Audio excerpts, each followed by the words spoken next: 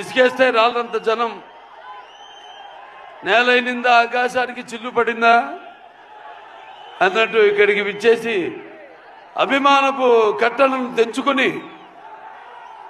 వర్షానికి తడిచిన బురదను కూడా లెక్క చేయకుండా గట్టులను దాటుకుని పడి లేచి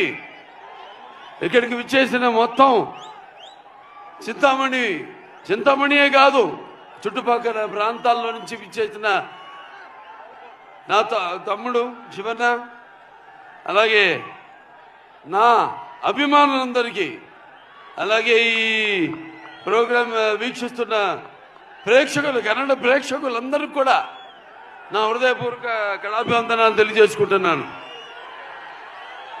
ముందుగా నాకు ధన్యమైన జన్మనిచ్చి నన్ను